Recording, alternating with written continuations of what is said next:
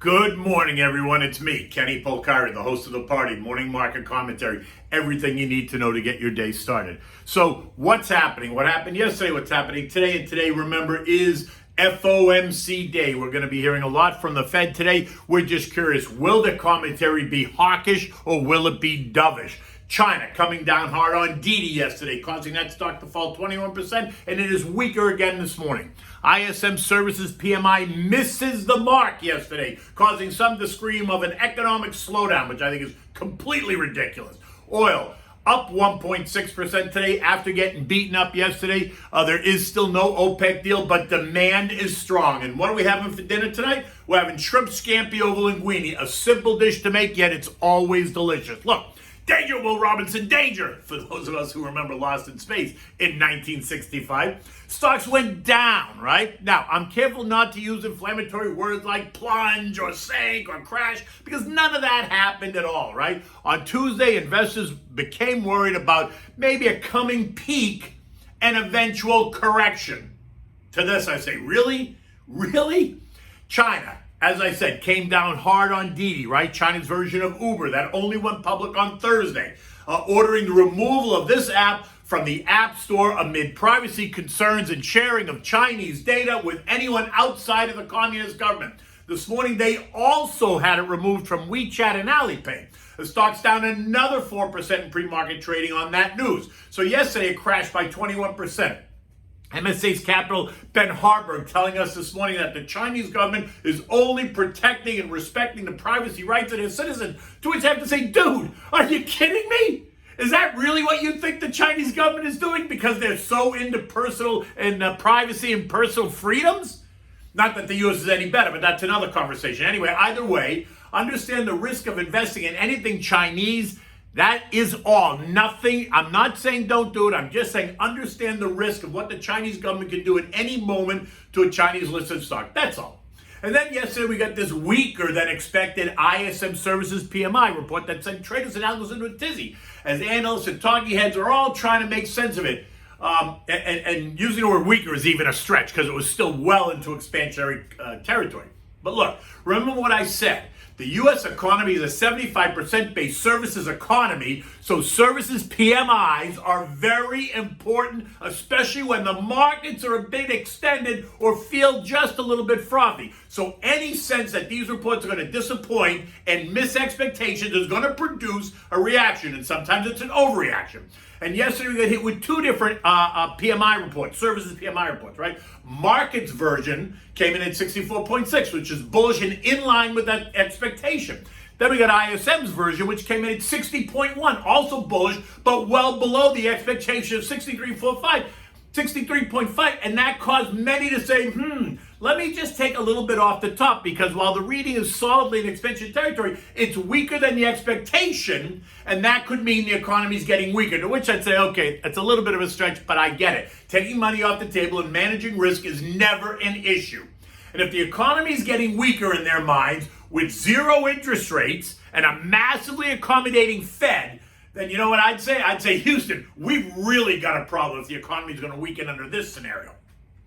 Before you know it, the whole place went to hell in a handbag, right? The 10-year Treasury plunged to 1.34%, breaking that key 1.4% level as money moved out of stocks and into the safety trade. The VIX shot up 20%, causing sell algos to become aggressive and causing the buy algos to retreat, leaving a void in the order books, right? And stocks fell hard. Before 11 o'clock, the Dow was down 421 points. The S&P gave up 40. The NASDAQ losing nearly 100. And the Russell giving back 55 points, all before you finished your breakfast.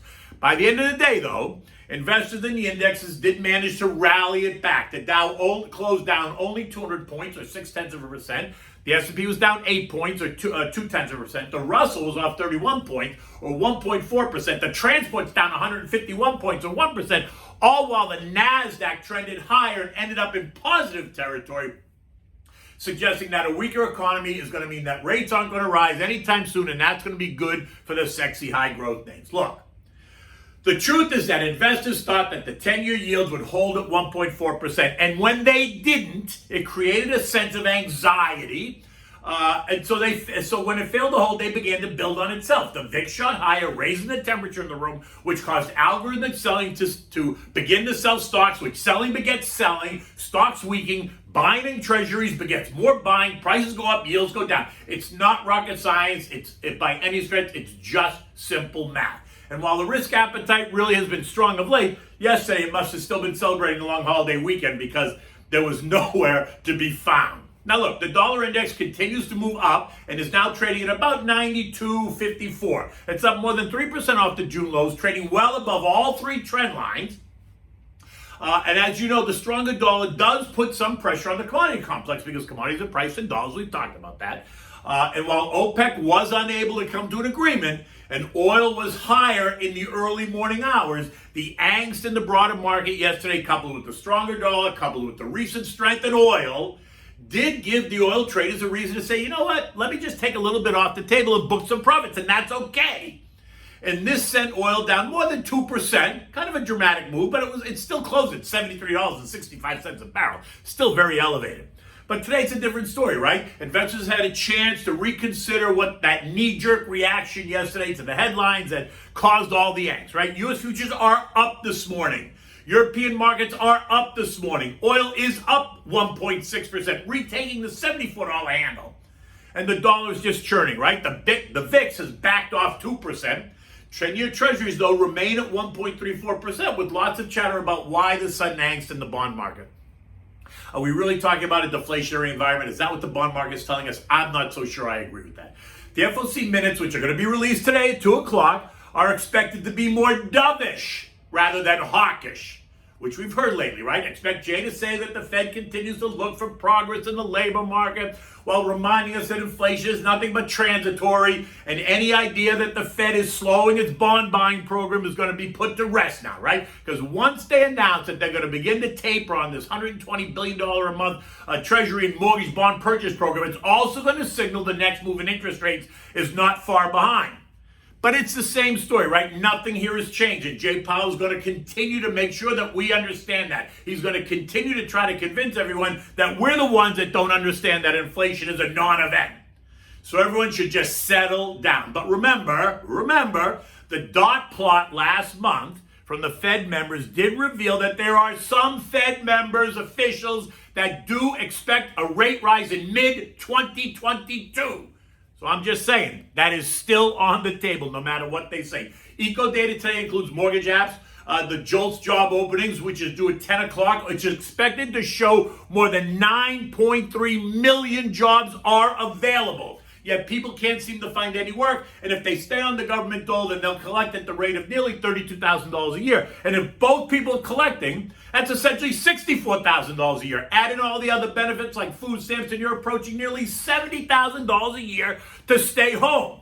Now, I'm not passing judgment. I'm just pointing out the facts. And then at 2 p.m., we're going to get the FOMC minutes, and so everyone's going to be listening intently. So I would expect the market is going to churn until then. And Europe markets there are higher, not significantly, but they are in the green. There's no economic data out today over there.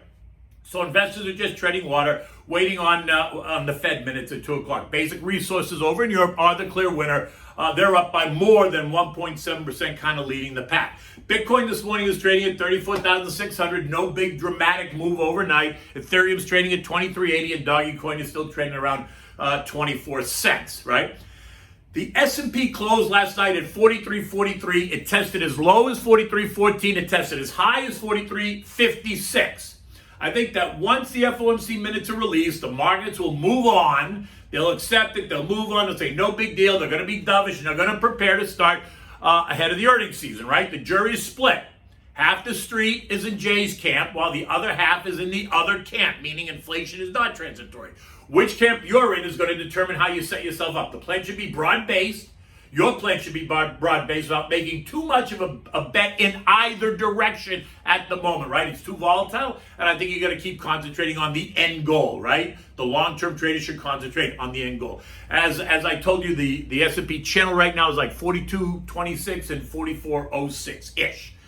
You know what you can do? You can text the word invest to 21,000 to get my digital business card downloaded right to your phone. Feel free to text me, email me, give me a call, send me an email. I'm happy to talk about the markets, concerns, ideas, thoughts, plans, whatever. You can also get me on Twitter. My handle is just my name, @KennyPolcari. So what are we having for dinner tonight? Oh, this is so good. And it takes 20 minutes to make start to finish. So we're going to have shrimp scampi over linguine, right? So it's just as it is. You need, you need a pound of shrimps, right? Cleaned and deveined. You want don't cook them with the tails and all that because then it's like a mess. Just clean and devein the shrimp. It's just easier, right? You need garlic, you need onions, you need white wine, you need butter, you need lemon juice, you need salt and pepper, and you always need fresh grated Parmesan cheese. Whether you use it or not on fish is your own call. I'm telling you, it's absolutely delicious, right? And you need some chopped parsley just so you can decorate it at the end, right? The chopped parsley just gives it really color. Doesn't really add any taste to it. But it does give it color, and when you present it, it kind of makes it look nice. So look, you want to start, as always, by bringing a pot of salted water to a rolling boil, and then just turn it down to simmer until you're ready to use it. In a large saute pan, one that's going to accommodate the linguine after you cook it, you want to melt the butter, half a stick. You want to splash of olive oil, just go around once or twice. You want to add the crushed garlic and the sliced onions, and saute in the pan for about 10 minutes because you want to get it soft. You want to get it kind of all melty, right? Keep it on mediums. You don't want it to burn. Stand there and stir it so it doesn't burn, right? Next, when that's done, after about 10 minutes, you want to add the shrimp, right? And the shrimps cook really fast. Remember that. Add the shrimps. You want to season it with salt and pepper. You want to saute quickly. They want to be pink on both sides. It's going to take no more than 5 minutes total. It's probably 3 to 5 minutes. Is how long you want it to be. Now you want to add the juice of one whole lemon, so squeeze it. You want to add some white wine, maybe about a quarter of a cup, then make a glass of wine for yourself, turn the heat up high, let the alcohol steam away. You want to put the linguine in the water. Cook it for 8 minutes or so, test it. You want it to be, al dente, you know how that is. Strain it, always save a mug full of the pasta water to use afterwards. Add the linguine, now the cooked linguine, directly to the saute pan with the shrimp and the garlic and the onions and the butter and oil, a little bit of white wine, what's ever left, toss it, right? Now the linguine is going to suck up the juice that's in the pan, and if it does, that's why you have the pasta water. Add just a little bit back at a time, toss it. Take a handful of fresh grated Parmesan cheese, just put it right in the pasta and shrimp, toss it again so it mixes, and then when you're ready, you're going to serve it in warm bowls immediately to your guests. Always have the cheese on the table, and remember, the wine that you didn't use to cook with, always have that on the table as well. And for this wine, again, I would use the Pinot Grigio Santa Margherita because that's my favorite white wine. I like it to drink. I like it to cook with. It's never a disappointment, and it's always delicious. So I hope you enjoy it. It's a great summer dish. You can serve it, sit out back on the porch or on the deck or just on your backyard patio, light the candles. It's a perfect summertime dish. I hope you enjoy it. Until then, until tomorrow, take good care. I'll see you later.